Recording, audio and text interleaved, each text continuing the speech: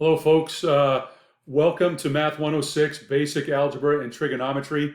My name is Jeff Barrows, and it is going to be my pleasure to lead you through this course over the next 9 weeks. What I wanted to do to get started, in addition to the written introduction that I have for you on the announcement page, what I wanted to do is talk through a handful of things with you here, more specifically, and if anything here is unclear, please drop me a note and let's discuss, as I want to make sure everybody gets off on the right foot. This is, again, Math 106, Basic Algebra and Trigonometry.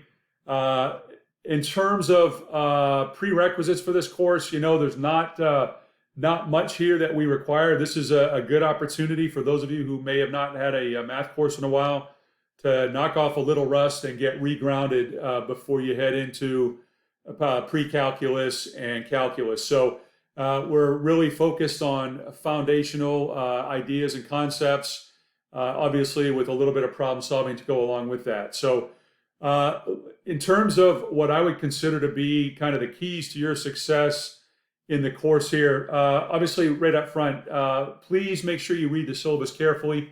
This course was recently redesigned, and so let me say first, if something seems out of place when you click a link, if it takes you to a spot where you don't think you should be, please let me know. We've of course redesigned the course, like I said, and we think it's obviously ready to go, and all the links take you to the right spots. But there's a chance that we missed something. So, like I said, if something seems out of place, please let me know and let me check on it and get back to you. So again, read the syllabus carefully. All the details are in there in terms of how you will be assessed, and again, the materials that you will need for the course. Speaking of that, there is absolutely no replacing. There's no substitute for being, being diligent in your reading of the assigned material. So please make sure you take time to go through the readings carefully each week. And like I said, given that we're based on the foundational and really the conceptual level here of basic algebra and trigonometry, if anything seems or if anything's unclear, don't be bashful about reaching out, and let's chat and make sure that you're clear on what it is that seems to be giving you some problems. And that again leads into my next bullet here. Please don't ever hesitate to ask questions. It's valuable to you, and it's valuable to me, and it's valuable to everybody else, especially when they're asked on a public discussion board. Each week, I will have an introductory message on the homepage, and likely I'll have tucked in there a little video, maybe some help on what the discussion post is all about, or key concepts that we'll study during the week. So make sure you read my messages, and again, take a look at the video that I will tuck in there for you each week. In terms of the big graded assignments, again, you can read through this in the syllabus, but I want to make a couple points here about the midterm and final skills check. Skills check is another name for midterm and final exam. We've changed up some of the nomenclature on that. But what you will find as you go through the syllabus is that we will be using a secondary site called mah22, where you will do all of your graded work except for your discussion posts and a written paper that you will do during weeks or modules 5 and 9. So you'll gain access to mah22, and that's where you will do all the skills practice, which is effectively your homework, and take your exams, the midterm and final skills check through mah22. As you get ready to take the midterm and final, midterm will be during module 5, final will be during week 9. Of course, the readings and then all of your homework will be your best prep to get ready for those. In addition to taking the skills check in mah22, what we ask is that you submit your written work that you produce as you go through and complete the problems in the exam. And you will submit that through a Dropbox in the course, and within 30 minutes of completing your exam. The reason that we ask for that is, if you get a problem wrong, but I'll go back and take a look at the work that you have done, and if you deserve partial credit, you will get partial credit. So in my third bullet there under midterm and final skills check, Please make sure that your written work is legible and it is organized. And if you deserve partial credit on a problem, you will earn partial credit on a problem. And then after you take your midterm and final skills check, make sure you check the Dropbox where you put your written work, and I will have feedback for you there on where you earned partial credit.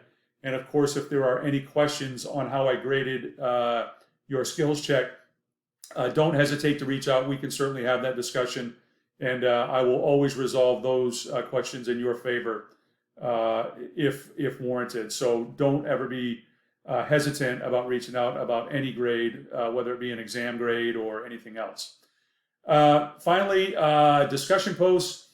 We'll have a couple discussion posts where we will establish some groups, and those are a little smaller discussion. It's not group work; it's a group discussion where you'll post, and then you'll have feedback within probably a group of 5 or 6 of your classmates, and that'll give you a little better venue to maybe hash through some of the material that we're talking about in modules 6 and 7.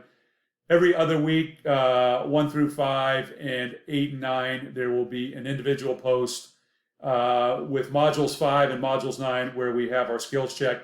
Those are almost like a study hall or an exam prep board where everybody will put a problem on the board, and we'll take turns answering them and going back and forth. That's typically, in my experience here at Embry-Riddle, those have been very helpful for folks to, kind of remember some of the material that we've gone through, towards the midterm and then towards the final. So I think you'll find those to be helpful and a good opportunity, again, for some dialogue with your classmates.